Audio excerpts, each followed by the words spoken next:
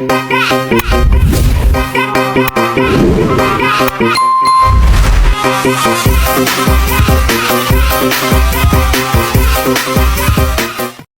with the bands. Pose with the pose with the pose pose pose with the bands. Pose with the pose with the gotta pose pose with the bands. Bands. Pose with the bands. Pose with the pose with the pose pose with the bands. Pose with the pose with the gotta pose pose with the bands. Assalamualaikum warahmatullahi wabarakatuh. Perkenalkan, kami dari kelompok 2, yaitu tentang menjelaskan tentang surfaktan. Yang berangkat ada 7 orang. Untuk yang pertama, anggotanya adalah saya, Patijian. Saya Asmada Ritari Toma.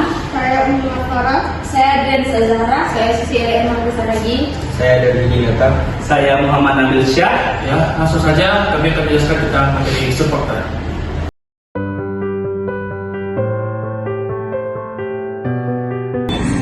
Oke, sistem dispersi surfaktan. Sistem dispersi surfaktan adalah campuran antara surfaktan dan medium dispersi seperti air atau minyak. Surfaktan yang terdiri dari molekul dengan bagian hidrofobik atau suka air dan hidrofobik tak suka air, berfungsi untuk menurunkan tegangan permukaan dan memfasilitas percampuran antara fase yang tidak cepat bercampur seperti air dan minyak. Fenomena antarmuka. Oke, untuk fenomena antarmuka dalam farmasi dan kedokteran adalah faktor-faktor yang berarti mempengaruhi adopsi obat dalam pembantu padat dalam bentuk sediaan, penetrasi atau penembusan molekul-molekul dalam member biologis dan pembentukan dan kestabilan emulsi, dan dispersi dari partikel yang tidak larut dalam media cair atau membentuk suspensi. Fenomena tegangan permukaan atau tegangan antarmuka dalam bidang farmasi terutama digunakan untuk proses pembuatan sediaan emulsi yang mencampurkan minyak dengan fase air. Selanjutnya ada pengukuran tegangan. A. Metode kapiler. Jika sebuah tabung kecil diletakkan di atas permukaan air, maka permukaan air akan naik ke tabung kapiler. Dalam situasi ini, kita memiliki suatu permukaan temu, cair, gas, zat padat. Dapat diilustrasikan terdapat gaya tarik atau adesi antara dinding tabung dan molekul zat cair yang cukup kuat untuk mengatasi gaya kohesi dan menarik ke arah dinding tabung. Berikut adalah contoh gambar metode kapiler.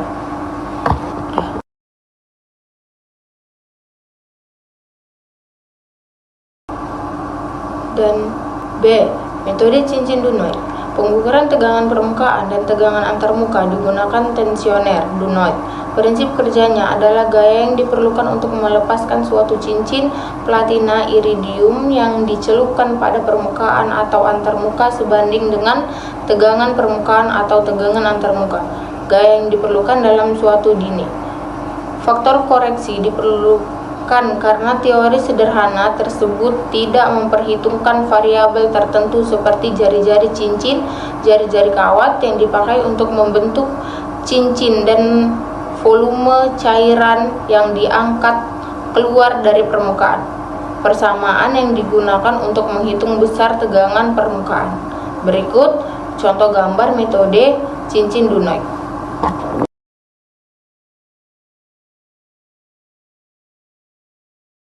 Baik, selanjutnya ada kegunaan surfaktan.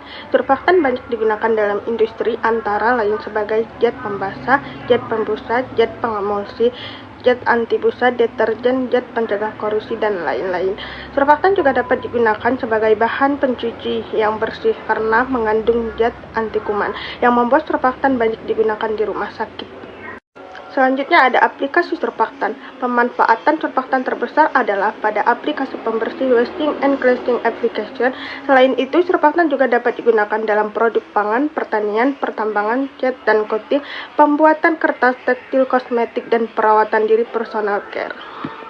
Baik, surfaktan merupakan senyawa aktif penurun tegangan permukaan surface active agent yang dapat diproduksi secara sintesis kimiawi atau biokimiawi. Nah, selanjutnya ada klarifikasi surfaktan. Kemampuan surfaktan dalam mereduksi tegangan permukaan memungkinkan terbentuknya mikroemulsi, sehingga hidrokarbon dapat larut di dalam air atau sebaliknya. Di dalam molekul surfaktan, salah satu gugus harus lebih dominan jumlahnya. Yang pertama, jika gugus polar lebih dominan, maka molekul surfaktan akan diabsorpsi lebih kuat oleh air dibandingkan dalam minyak. Akibatnya, tegangan permukaan menjadi lebih rendah sehingga mudah menyebar menjadi fase berkelanjutan. Yang kedua, sebaliknya jika gugus nonpolar lebih dominan, maka molekul surfaktan lebih kuat diabsorpsi oleh minyak dibandingkan dengan air. Akibatnya, tegangan antarmuka menjadi rendah sehingga minyak dapat menyebar lebih baik ke fase berkelanjutan. Jika surfaktan tidak memiliki keseimbangan konsentrasi, maka surfaktan akan mengagregasi dan membentuk misel. Baik, selanjutnya ada aplikasi surfaktan. Pembersihan surfaktan terbesar adalah pada aplikasi pembersih washing and cleansing application. Di samping itu, pemanfaatannya juga digunakan dalam produk pangan, pertanian, pertambangan, cat dan coating, pembuatan kertas tekstil, kosmetik, dan perawatan diri personal care. Surfaktan merupakan senyawa aktif penurun tegangan permukaan survey active agent yang dapat diproduksi secara sintesis kimiawi atau biokimiawi. Baik, selanjutnya ada klarifikasi surfaktan. Kemampuan surfaktan dalam memproduksi tegangan permukaan akan membentuk mikroemulsi, sehingga hidrokarbon dapat larut di dalam air atau sebaliknya. Di dalam molekul surfaktan, salah satu gugus harus lebih dominan jumlahnya. Bila gugus polarnya yang lebih dominan, maka molekul-molekul surfaktan tersebut akan diabsorpsi lebih kuat oleh air dibandingkan dengan minyak. Akibat tegangan, permukaan air menjadi lebih rendah sehingga mudah menyebar dan menjadi fase berkelanjutan. Demikian pula sebaliknya, bila gugus nonpolarnya lebih dominan, maka molekul-molekul surfaktan tersebut akan diabsorpsi lebih kuat oleh minyak dibandingkan dengan air. Akibatnya tegangan permukaan minyak menjadi lebih rendah sehingga mudah menyebar dan menjadi fase berkelanjutan. Bila surfaktan ditambahkan melebihi konsentrasi ini, maka surfaktan mengagregasi membentuk misel. Klarifikasi surfaktan. Kemampuan surfaktan dalam mereduksi tegangan permukaan dan membentuk mikroemulsi sehingga hidrokarbon dapat larut di dalam air atau sebaliknya. Di dalam molekul surfaktan, salah satu gugus harus lebih dominan jumlahnya. Bila gugus polarnya lebih dominan, maka molekul-molekul surfaktan tersebut akan diabsorpsi lebih kuat oleh air dibandingkan dengan minyak. Akibatnya, tegangan permukaan air menjadi lebih rendah sehingga mudah menyebar dan menjadi fase berkelanjutan. Demikian pula sebaliknya, bila gugus nonpolarnya lebih dominan, maka molekul-molekul surfaktan tersebut akan diabsorpsi lebih kuat oleh minyak dibandingkan dengan air. Akibatnya, tegangan permukaan minyak menjadi lebih rendah sehingga mudah menyebar dan menjadi fase berkelanjutan. Bila surfaktan ditambahkan melebihi konsentrasi ini, maka surfaktan mengagregasi membentuk misel. Selanjutnya, klasifikasi surfaktan berdasarkan muatan dibagi menjadi 3 golongan, yaitu 1. Yang pertama, surfaktan anionik, yaitu surfaktan yang bagian alkilnya terikat pada suatu anion. Contohnya adalah gram alkana sulfonat, gram olefin sulfonat, gram sulfonat asam lemak rantai panjang. Sulfaktan kationik, yaitu surfaktan yang bagian alkilnya terikat pada suatu kation. Contohnya gram alkyl trimetil amonium, gram dialkyl dimetil amonium, dan gram alkyl dimetil benzil amonium. Yang kedua, sulfaktan nonianik, yaitu sulfaktan yang bagian alkilnya tidak bermuatan. Contohnya, ester gliserin asam lemak, ester sorbitan asam lemak, ester sukrosa asam lemak, polietilena alkil amina. glukamina, alkyl folikosida, monoalkohol amina, dialkanol amina, alkyl folikosida, monoalkohol amina, dialkonal amina, dan alkyl amina oksida. Yang ketiga, sulfaktan amfoter, yaitu sulfaktan yang bagian alkilnya mempunyai muatan positif dan negatif. Contohnya, sulfaktan yang mengandung asam amino, betain, fosfobetain. Baik, selanjutnya ada absorpsi. Absorpsi surfaktan ke permukaan organik dan anorganik bergantung pada karakter permukaan itu sendiri, memiliki gugus bermuatan atau nonpolar. Struktur molekul surfaktan bagian kepala ionik atau non-ionik, bagian ekor panjang atau pendek, lurus atau bercabang, dan aromatik. Dan kondisi fase cair, pH, kandungan elektrolit, suhu. Secara umum, surfaktan larut dengan permukaan bermuatan tarik terjadi melalui gaya tarik elektrostatik, yaitu interaksi yang terbentuk antara kepala kationik surfaktan dan gugus bermuatan negatif pada permukaan. Untuk kasus semacam ini, kepala hidrofilik dari surfaktan akan cenderung mengarah ke permukaan sementara bagian ekor hidrofobik menjauh dari permukaan. Mekanisme ini juga terjadi ketika surfaktan non-ionik ke suatu permukaan melibatkan interaksi antara bagian kepala hidrofilik surfaktan dengan permukaan melalui gaya tarik van der Waals. Namun, jika pada permukaan terdapat gugus hidrofobik yang dapat membentuk ikatan dengan ekor surfaktan yang juga bersifat non-ionik, maka proses absorpsi terjadi melalui ikatan hidrofobik dengan bagian ekor surfaktan mengarah keluar dari permukaan. Selanjutnya ada juga absorpsi berdasarkan kekuatan dan berinteraksi. Absorpsi dapat dibagikan menjadi dua, yaitu ada absorpsi fisika dan kimia. Yang pertama ada absorpsi fisika yang terjadi bila gaya intermolekul lebih besar dari gaya tarik antara ion dan muatan menarik ion tersebut. Misalnya melalui gaya van der Waals, absorpsi fisika berlangsung dengan energi aktivasi yang rendah dan dapat terjadi pada suhu rendah. Gaya intermolekul yang menyebabkan absorpsi fisika adalah gaya London, gaya dispersi, gaya dipol terinduksi, dan gaya dipol-dipol.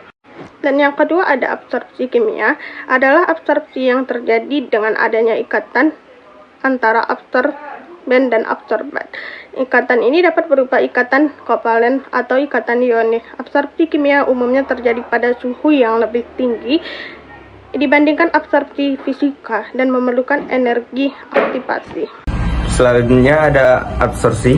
Berdasarkan kekuatan dalam berinteraksi, absorpsi dapat dibedakan menjadi dua, yaitu absorpsi fisika dan absorpsi kimia. Absorpsi fisika terjadi bila gaya intermolekular lebih besar dari gaya tarik antarmolekul atau gaya tarik menarik yang relatif lemah antara absorbat dengan permukaan absorben.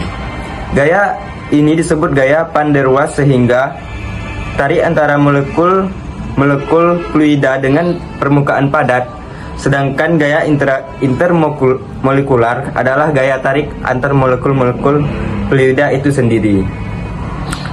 Adapun absorpsi kimia terjadi karena adanya pertukaran atau pemakaian bersama elektron antara molekul absorbat dengan permukaan absorben sehingga terjadi reaksi kimia. Ikatan yang terbentuk antara absorbat dengan absorben adalah ikatan itu lebih kuat daripada absorpsi fisika. Absorpsi fisika dan absorpsi kimia dibedakan berdasarkan kriteria, antara lain dapat dilihat pada tabel 2.1.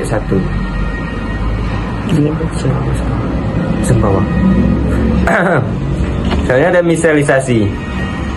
Miselisasi merupakan suatu yang dihasilkan dari penggabungan. Selanjutnya ada miselisasi. Miselisasi merupakan suatu yang dihasilkan dari penggabungan agregasi dari ion-ion surfaktan yang merupakan zat aktif permukaan. Misel terdiri dari beberapa jenis, yaitu ada sabun, alkyl sulfat, dan alkyl sulfonat, termasuk misel anion. Garam amina termasuk misel kation, sedangkan polietilena termasuk misel non-ionik. Kenaikan temperatur dapat menaikkan konsentrasi kritis misel, yaitu KKM. Baik, selanjutnya ada CMC. Yang pertama, tegangan permukaan tuin 80. Nilai CMC ini ditentukan dengan cara menimbang tuin 80 sebanyak 100 mg. Kemudian dilarutkan dengan Aquades 1 dalam labu ukur 100 ml. Volumenya dicukupkan hingga tanda batas didapatkan konsentrasi larutan induk 100 mg per mili. Larutan induk ini dipipet sebanyak 10 ml, masukkan ke dalam labu ukur 100 ml. Lalu cukupkan dengan Aquades sampai tanda batas. Kemudian dibuat larutan dengan konsentrasi masing-masing larutan 2, 3, 4, 5, 6, 7, 8, 9, 10, dan 11 ml. Kemudian diukur dengan tegangan permukaannya menggunakan Dunoy tenalometer. Untuk masing-masing konsentrasi dilakukan pengukuran sebanyak 5 kali. Yang kedua, ada tegangan permukaan span 80. Nilai CMC ini ditentukan dengan cara menimbang span 80 sebanyak 100 mg. Kemudian dilarutkan dengan Aquades dalam labu ukur 100 ml. Volumenya dicukupkan hingga tanda batas. Didapatkan konsentrasi larutan induk 1000 ml per ml larutan. Induk ini dipipet TT sebanyak 10 ml, masukkan ke dalam labu ukur 100 ml. Lalu cukupkan Aquades sampai tanda batas. Kemudian dibuat larutan masing-masing, konsentrasi masing-masing larutan 2, 3, 4, 5, 6, 7, 8, 9, 10, dan 11 ml. Kemudian diukur tegangan permukaannya menggunakan Dunoy tensiometer. Untuk masing-masing konsentrasi dilakukan pengukuran sebanyak 5 kali. Dari harga tegangan permukaan yang didapat, dibuat kurva kalibrasi hubungan konsentrasi surfaktan dan tegangan permukaan sehingga didapat dua permukaan persamaan garis lurus yang berpotong titik berpotongan tersebut. Merupakan nilai CMC menghitung dengan rumus F sama dengan Y, 2L sama dengan FK. Selanjutnya ada keterangan rumus. Yang pertama, F sama dengan tenaga yang dibutuhkan untuk merubah lapisan film. Y sama dengan tegangan permukaan. L sama dengan panjang bagian yang dapat bergerak. FK sama dengan faktor koreksi. Standarisasi alat, kalibrasi alat. Biasanya dikalibrasi dengan Aquades dengan tegangan muka Y sama dengan 72,9 dyne pada 2000 C. Apabila diukur tegangan muka air bukan 72,9 dyne melainkan 69,5 dyne, maka faktor koreksi adalah 72,9 per 69,5 sama dengan 1,05. Baiklah, selanjutnya solubilisasi.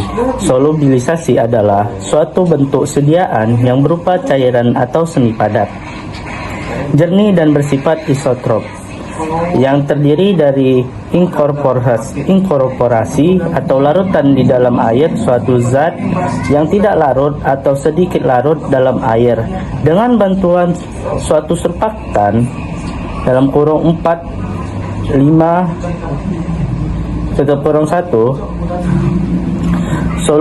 Solubilisasi adalah proses melarutkan suatu substans atau bahan padat, cair atau gas melalui perantaraan misel yang dibentuk oleh surfaktan dalam bentuk Rosen 1978.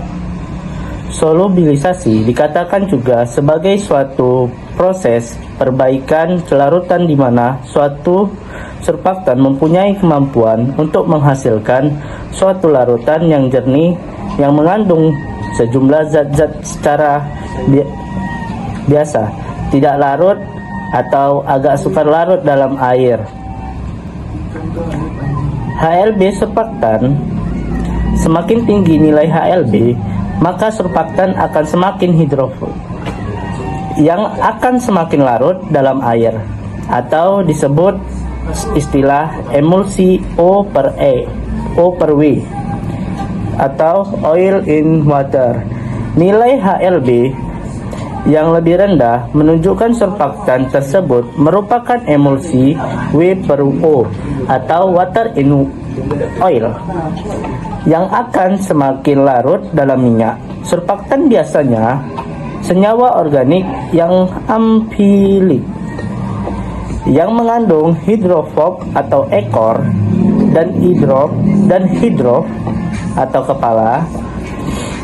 Surfaktan akan menyebarkan dalam air dan menyerap pada antarmuka antara udara dan air atau pada antarmuka antara minyak dan air.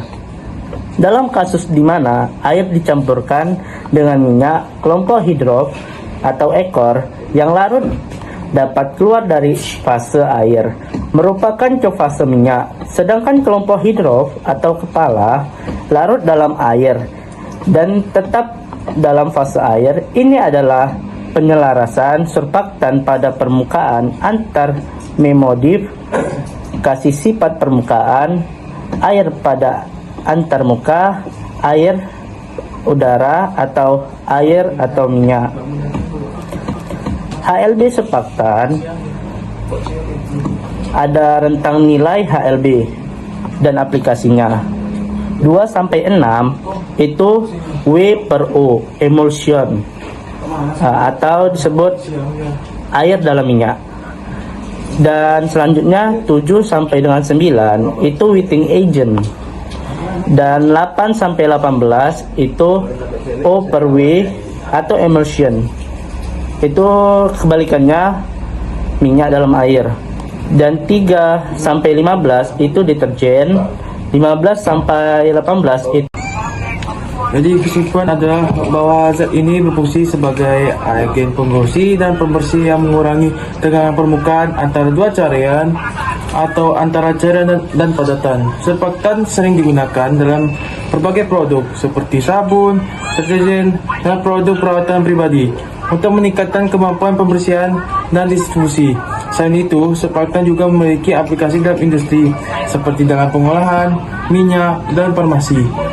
Namun, penggunaan surfaktan perlu diperhatikan karena dapat berdampak pada lingkungan dan kesehatan jika tidak dikelola dengan baik. Ya, sekian penjelasan dari kami tentang surfaktan. Ada pula jika kalian tidak mengerti tentang penjelasan kami mohon maaf. Jika kalian sudah mengerti, kami terima kasih sangat banyak. Jadi sekian penjelasan dari video kami.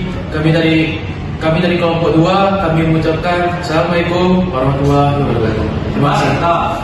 Oke teman-teman, terima kasih sudah menonton videonya.